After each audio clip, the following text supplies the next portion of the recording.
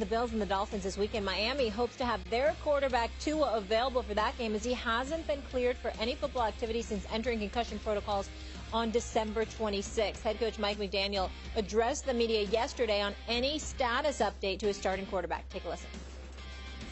As far as Tua goes, has he reached the point yet where he can do non-contact practice stuff such as throwing? Has he been cleared for that level yet? So has not been cleared for that level yet. I'm hoping to, with all three active roster quarterbacks. They all have injury-related concerns. I'm hoping to have some clarity on Wednesday. But as of right now, it's literally the same, if not more vague, than when I just saw you guys last. In two matchups versus the Bills this season, Tua Tagovailoa had some success, leading the Dolphins to a 21-19 win in that first matchup in Miami. Tua posting a QBR of 80 in that game and avoided any big mistakes, not throwing an interception in either matchup. Key and Mina back here with us. Key, I'll start with you. If Tua is available to return for that game, do you think the Fins can beat the Bills? No, I don't. And Tua played well, as you mentioned, Molly, in Buffalo, and they barely lost that game. That game was a 29-32 win by the Bills. But I just don't think that the Miami Dolphins have enough gas left in the tank to take care of them. And look, here's what I would say. Their defense has been sputtering along. You can, at times, take Waddle out the game as well as Tyreek Hill, and we saw that last week. And so when you look at this, Buffalo is a machine at home. And when you start talking about weather factoring into it, and I know the Dolphins in December a couple weeks ago played them down to the wire and played them good. But I just don't think they have enough firepower both sides of the ball, offensively and defensively, to match Buffalo at home. Well, you know what?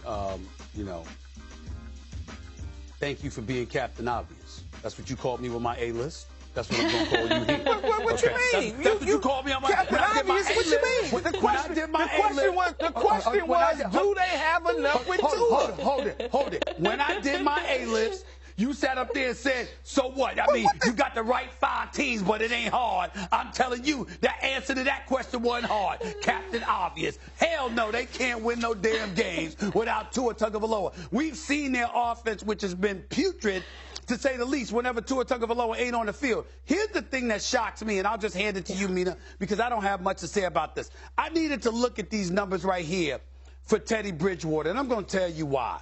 If I'm Teddy Bridgewater, I need to reflect on my career. When you've been in this lineup as the quarterback, when Tua Tagovailoa ain't in it, what a drop-off. I mean, what a damn drop-off. Now, I understand that Tua's very good. He's not a scrub. And I know they drafted him 5th overall, and that's the future face of the franchise when he's healthy, and Tyreek Hill loves him, and Waddle loves him. And we get all of that. But damn, what a drop-off when Tua ain't in the lineup. I'm Teddy Bridgewater. I got to look in the mirror a little bit. Okay, Captain Obvious. I got to defend Teddy here. He didn't get to start and finish a game for the Miami Dolphins in Tua's absence. I actually thought he played pretty well against the Patriots where that pick 6 knocked him out. But I'll say this. We're all talking about Tua and can the Dolphins win with or without Tua. Here's the name that has me worried about this game, Teron Armstead. His splits in and out of the lineup, the impact on that offense are just as dramatic, frankly. And if he can't go, he's injured. They're also down their right tackle, Brandon Shell. That would lead me to have no faith in this team, regardless of who's playing quarterback against the Bills. All right. Up against it. Let's roll, guys. More first take after the break. We got one more commercial to get in. Dog cuts right and takes it to the house. 96 yards. Hamlin tweeting out OMFG. First kickoff return TD for the Bills since 2019 is Sean McDermott. To be honest with you, I thought before, in the days leading up to the game, wouldn't it be special if we could take that opening kickoff?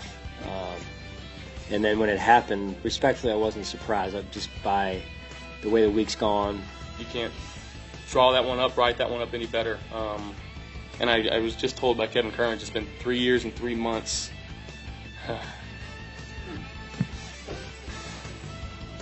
Since the last kickoff return, so it's pretty cool. Whole lot of threes. Bills sideline, emotional after the TV, of course. Deion Dawkins, Reggie Gilliam going up to number 3. Bills up 7-0 early. New England didn't go away. 9 minutes to go in the fourth. 28-23 Buffalo. Allen dropping back. Stephon Diggs got him. 49 yards. 3 TD passes in the game for Allen. And the Bills take this one 35-23. Hannah. All right, so let's look at the odds as they stand at this moment, and clearly the closest matchup. This is a really interesting toss-up between a couple of quarterbacks who've never been to the playoffs. The Chargers, Jacksonville, slight favorite on the road. Look at that line. Miami, we don't know. They could start Skylar Thompson at quarterback. So they are a 10.5-point underdog at Buffalo. And then we also don't know Lamar Jackson's status. So Baltimore at Cincinnati, a 6.5-point dog. And we look at the Bills, and it was just so incredible to watch yesterday.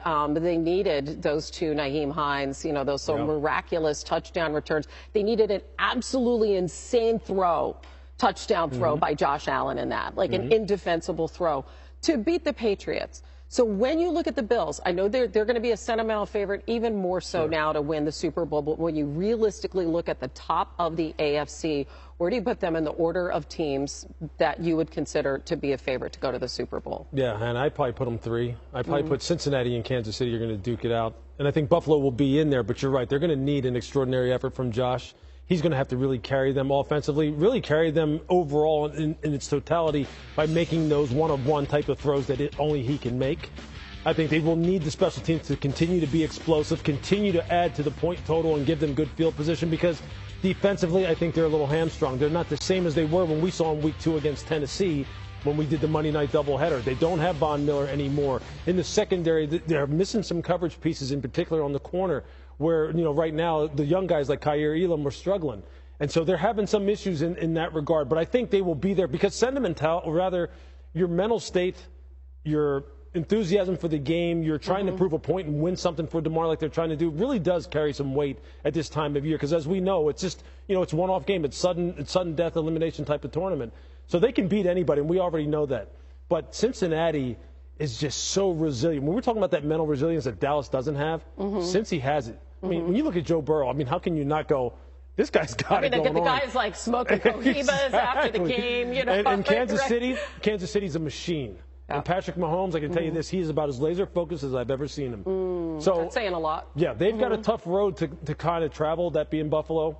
But I wouldn't put it past them, but I would definitely put them 3rd. Yeah, and I'll tell you what, that Kansas City defense, right? And I know you had questions about it. You were there. You saw that defense played on Saturday night. The young guys getting a lot better. The young guys are coming along a lot, especially in the secondary. And Chris Jones is just a monster. Yeah. He's a monster. So the AFC is exciting to watch. Once again, if Buffalo, though, can get to that title game against Kansas City, that will be at a neutral site. Yeah. Lewis, thank you. You bet.